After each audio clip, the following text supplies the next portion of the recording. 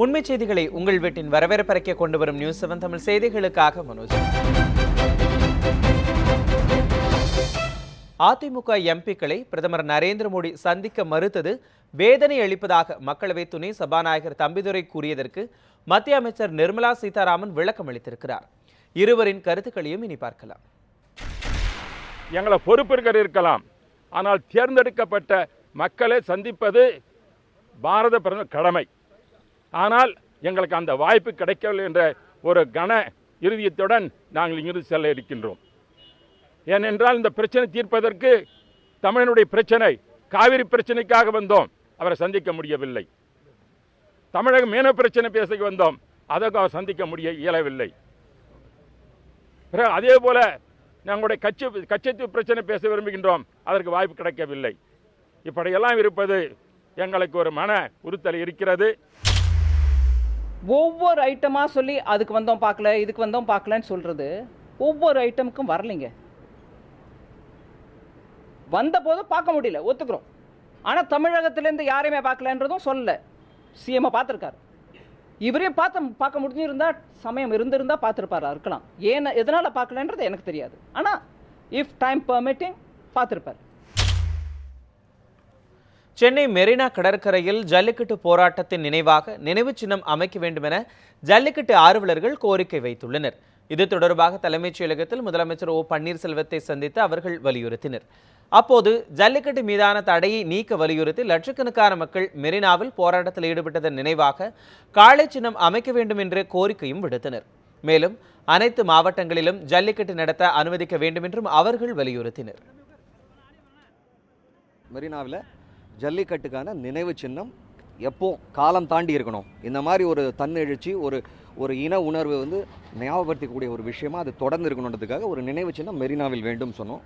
அப்புறம் ரெண்டாவது விஷயம் இனிமேல் வருஷம் பொங்கல் அப்போ எல்லா மாவட்டத்திலையும் அனைத்து மாவட்ட தலைநகரிலையும் ஜல்லிக்கட்டு நடக்கணும். குறிப்பாக சென்னையில் நடக்கிறதே இல்லை.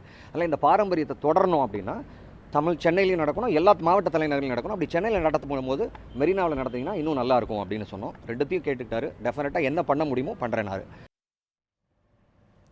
சென்னை வன்முறையின் போது சேதமடைந்த நடுக்குப்பம் மீன் மார்க்கெட்டை விரைவில் சீரமைக்க நடவடிக்கைகள் எடுக்கப்படும் என மீன்வளத்துறை அமைச்சர் டி ஜெயக்குமார் தெரிவித்தார். சென்னையில் ஜல்லிக்கட்டுக்கு ஆதரவாக நடைபெற்ற போராட்டத்தின் இறுதியில் கலவரம் ஏற்பட்டது. இதில் சென்னை நடுக்குப்பம் பகுதியில் உள்ள மீன் மார்க்கெட் பெரும் சேதத்துக்கு உள்ளானது. இந்நிலையில் நடுக்குப்பத்தில் சேதமடைந்த பகுதிகளை அமைச்சர் ஜெயக்குமார் இன்று நேரில் சென்று பார்வையிட்டார். அதன்பின் செய்தியாளர்களை சந்தித்து பேசிய அவர், சேதமடைந்த மீன் மார்க்கெட்டில் தற்காலிக கூரை அமைத்து தரவும் விரைவில் நிரந்தர மீன் அங்காடி அமைக்கவும் நடவடிக்கை எடுக்கப்படும் என குறிப்பிட்டார். மேலும் சேதமடைந்த மீனவர்களின் வலை மற்றும் உபகரணங்களும் சீரமைத்து தரப்படும் எனவும் இவை அனைத்தும் ஒரு வார காலத்திற்குள் அமைத்து தர முயற்சிகள் மேற்கொள்ளப்படும் எனவும் தெரிவித்தார். எனினும் தற்போது சட்டமன்ற கூட்டத்தொடர் நடைபெற்று வருவதால் இது தொடர்பாக முதலமைச்சரின் கவனத்துக்கு கொண்டு செல்லப்படும் எனவும் அமைச்சர் ஜெயக்குமார் தெரிவித்தார். என்னென்ன சேதங்கள் எல்லாம் ஏற்பட்டதோ அதையெல்லாம் அவர்கள் குறித்து கொடுத்துள்ளார்கள். இதையெல்லாம் அம்மாவுடைய அரசினுடைய கவனத்திற்கு எடுத்து செல்லப்பட்டு நிச்சயமாக அவர்கள் எதிர்பார்க்கின்றதை விட அதிகமான அளவிற்கு நம்முடைய அம்மாவுடைய அரசு எப்போதுமே மீனவருடைய நண்பனாக, மீனவருடைய காவல் தெய்வமாக மாண்புமிகு அம்மாவர்கள் திகழ்ந்து வருபவர். எனவே நிச்சயமாக அவருடைய எதிர்பார்ப்புகளுக்கு ஏற்ற வகையிலே அந்த நிவாரணங்கள் அமைந்திருக்கும். அவர்கள் மீண்டும் தங்களுடைய கடலுக்கு சென்று வாழ்வாதாரத்தை மேற்கொள்வதற்கு வகையாக அரசு எல்லாவித நடவடிக்கையும் எடுக்கும். அதற்குரிய அறிவிப்புகளை எல்லாம் மாண்புமிகு முதலமைச்சர் அவர்கள் சட்டமன்றத்திலே அறிவிப்பார்கள். ராசிபுரம் அருகே நடைபெற்ற ஜல்லிக்கட்டு போட்டிகளை ஏராளமான பொதுமக்கள் ஆர்வத்துடன் கண்டு ரசித்தனர். நாமக்கல் மாவட்டம் முள்ளுக்குறிச்சி பகுதியில் நடைபெற்ற ஜல்லிக்கட்டு போட்டிக்காக சேந்தமங்கலம், கொல்லிமலை, தம்மம்பட்டி உள்ளிட்ட பகுதிகளில் இருந்து சுமார் 200க்கும் மேற்பட்ட காளைகள் அழைத்து வரப்பட்டிருந்தன. வாடிவாசலை திறந்துவிட்டதும் துள்ளி குதித்து சீறி பாய்ந்த காளைகளை இளைஞர்கள் போட்டி போட்டுக்கொண்டு அடக்கினர்.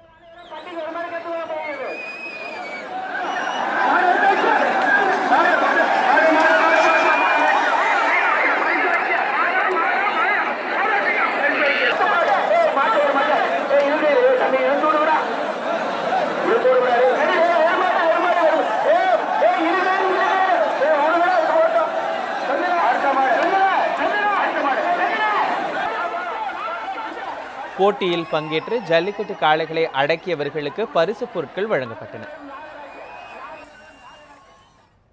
அந்நிய நாட்டு குளிர்பானங்களை தமிழக மக்கள் புறக்கணிக்க வேண்டும் என தமிழ் மாநில காங்கிரஸ் கட்சியின் இளைஞரணி மாநில தலைவர் யுவராஜ் வலியுறுத்தியிருக்கிறார். உதகையில் செய்தியாளர்களிடம் பேசிய அவர், ஜல்லிக்கட்டு போராட்டத்தில் சமூக விரோதிகள் இருந்ததாக தமிழக முதல்வர் தவறான தகவல்களை தெரிவித்திருப்பதாக புகார் கூறினார்.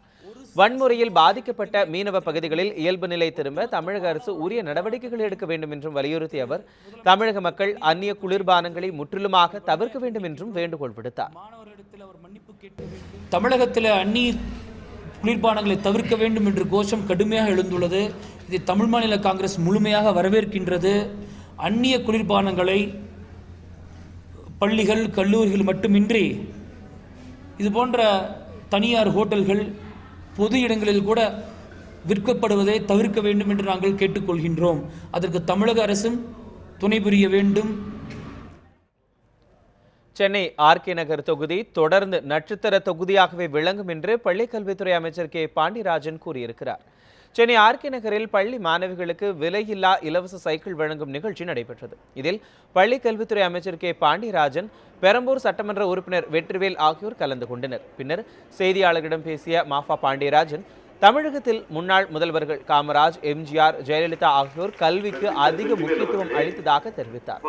பள்ளி மாணவர்களுக்கு ஏற்கனவே நடைமுறைப்படுத்தப்பட்ட 16 திட்டங்களோடு கூடுதலாக அம்மா சயின்ஸ் கிட் மற்றும் மேத்ஸ் கிட் வழங்கப்படும் என்றும் தெரிவித்தார். அம்மா அவர்களுடைய ஆன்மா உலவும் இடம் இது. அவங்க இறப்பதற்கு 2 நாட்களுக்கு முன்னால் எனக்கு அந்த டைரக்ஷன் கொடுத்தாங்க. இறக்கும் பொழுது கூட அவங்க மனதில் நின்ற தொகுதி ராதாகிருஷ்ணன் நகர்.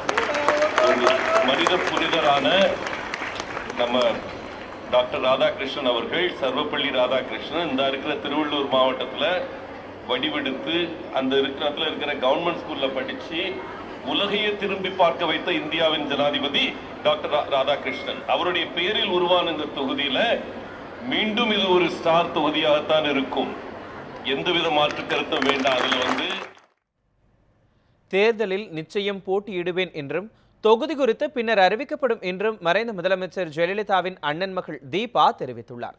சென்னை டி நகரில் தனது வீட்டு முன்பு கூடியிருந்த ஆதரவாளர்களிடையே பேசிய அவர், தமிழகமும் தமிழ் மக்களும் தனது 2 கண்கள் என கூறினார்.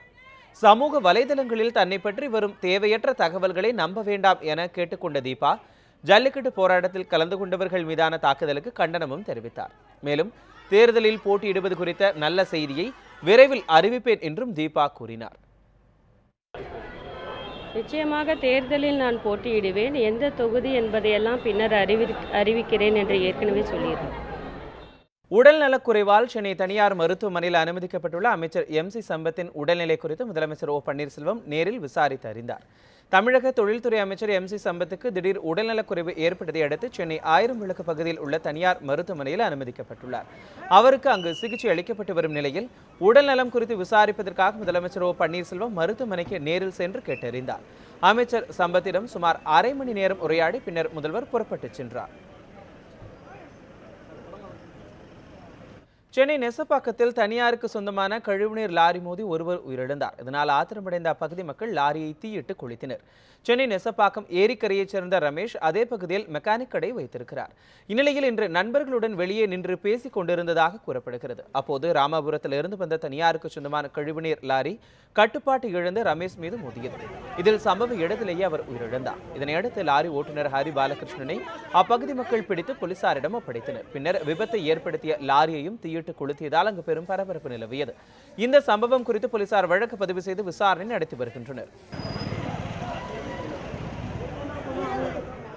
இதேபோல 8வது முறையாக தொடர்ந்து இப்பகுதியில் விபத்து ஏற்பட்டிருப்பதால் இதனை தடுக்க நடவடிக்கை எடுக்கும் வகையில் இப்பகுதி சாலையை விரிவுபடுத்த வேண்டும் என பொதுமக்கள் வேண்டுகோள் விடுத்துள்ளனர்.